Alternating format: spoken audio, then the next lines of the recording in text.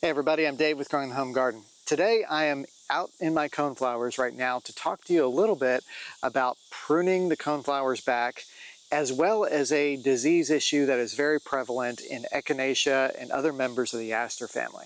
We'll get more into the second thing there in a little bit, but we're going to start first with actually pruning and deadheading these coneflowers. And I've got a pretty good sized patch of coneflowers to go through. But if you look all around, you can kind of see some of them are starting to go to seed, some of them have already gone to seed, but we've got others here that are actually still blooming. So we're going to go through these plants and talk about all that.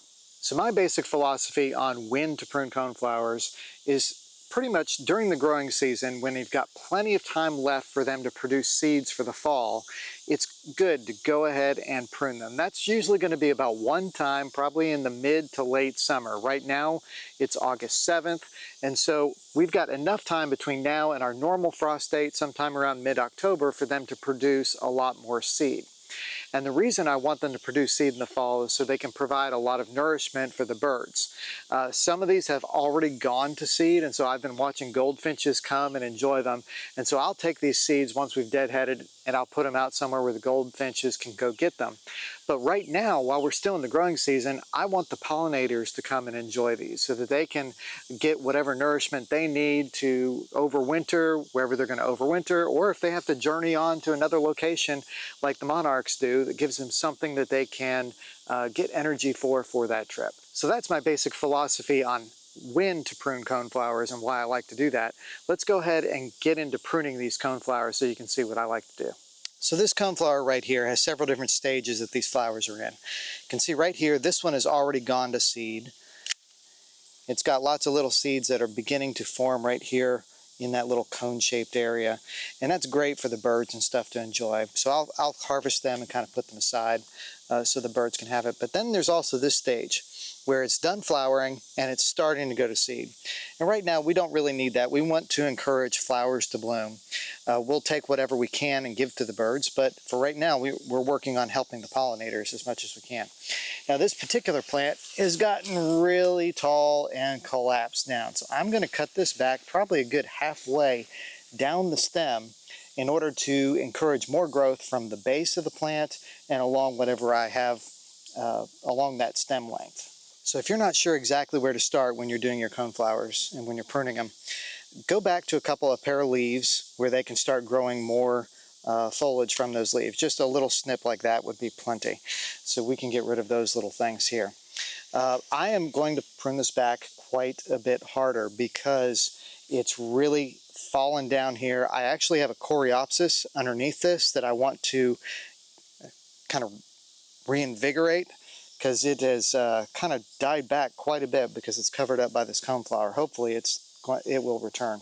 So I'm actually going to come here and I'm going to do a really hard cutting, but I'm going to make my cuts just above a pair of leaves. And I'll just go through and do a little bit at a time. And if it won't come easily, I'll just keep doing until I can get this separated.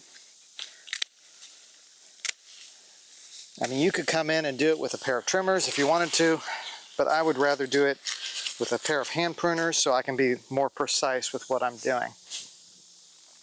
So I'll just come down here, snip this. If I ever see a spot where I've got flowers still blooming, I will go ahead and leave that alone and just prune back to it.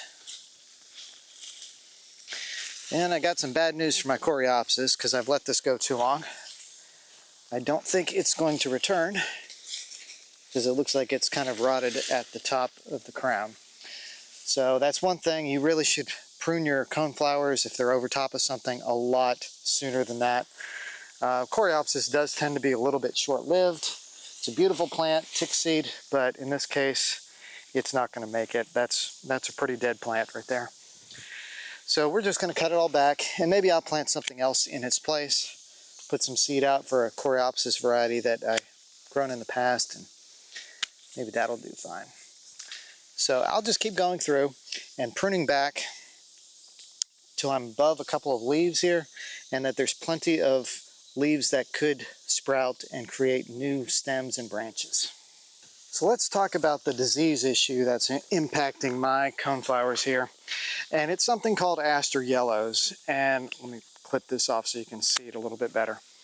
When I look at this flower here, I can see lots of little weird growths coming off of it. It almost looks like it's emerging a second set of flowers from the original flower. Sometimes that'll look like leaves and stuff that are coming through there. And this is actually caused by a phytoplasm that infects this. And its phytoplasm is kind of like a bacteria sort of thing. There's no cure to this. So the unfortunate thing is, the only way that you can really deal with this issue is to completely remove the plant, because if you don't, it will spread. It spreads from other members of the aster family and is brought from plant to plant by a little bug called a leaf hopper. The leaf hopper sucks on the juices of the plant and then brings over that phytoplasm to the other plant, which then gets infected. And there's no known cure, which is really unfortunate, because coneflowers are such beautiful plants that I really wish there was a way we could treat this without just having to completely remove the whole plant. So with this infected plant, all I'm going to do is I'm going to trace back which plant this actually came from. I've got others that still look healthy, and I want to make sure that they are not impacted by this one. So I'm just going to come here to the base, and we're going to go ahead and pull this one out, which is really sad. I hate doing this, but it's a necessary thing because we don't want the good plants that are still nice and healthy from getting infected by Aster Yellows. So fortunately, Aster Yellows does not carry over in the seeds that are grown from these plants. And so if you've got seed left over, or one of these has produced seed and it's got Aster Yellows, you can plant that seed and it will regrow healthy plants in the future. So it's one good thing about it. I've got a bunch of seed for these coneflowers that I saved from last year. There's actually a video on me saving those seeds, but you can go back and check that out. But I will take some of that seed and I'll spread it here in the garden to make sure that we've got some good coneflowers to replace these for next year. I like leaving some of these flowers nice and tall because it can be kind of like a signpost to attract the pollinators. So we'll kind of leave this one a little bit on the tall side.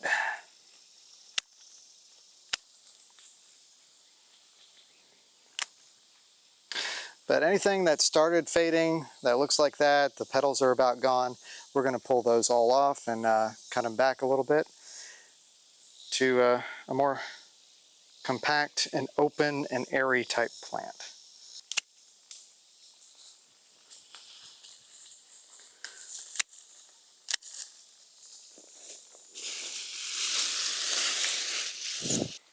So in order to stop the spread of Aster Yellows, you really just have to remove the plant.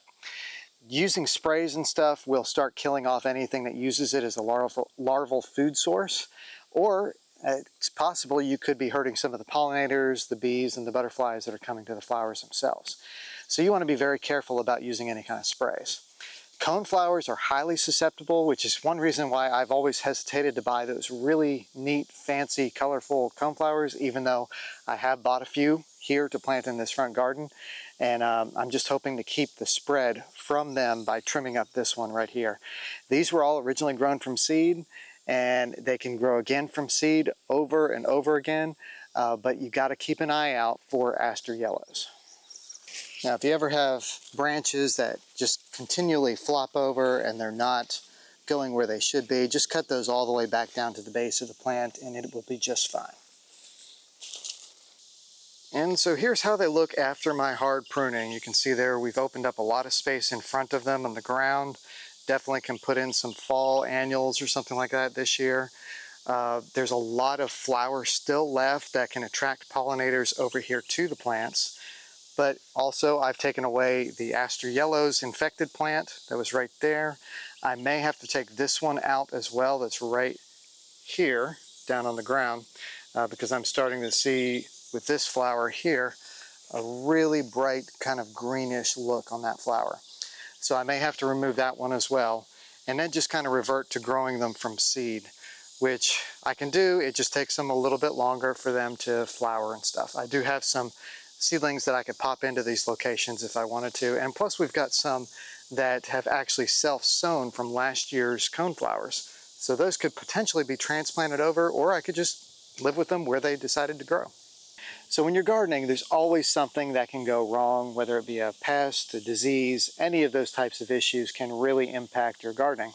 Just learn to accept the fact that they're going to happen. It's just a matter of when and not if, and figure out how to deal with them when the time arises. In this case of the coneflowers, I'm probably going to end up having to remove more of these coneflowers and possibly replace with something completely different, something that's not in the aster family. And we'll cross that bridge when we get there. Hopefully what's left here is not infected, and what is infected has all been successfully removed. So if this video was helpful to you, please hit the like button, subscribe. I really appreciate you watching. I'm Dave with Growing the Home Garden. We'll catch you next time.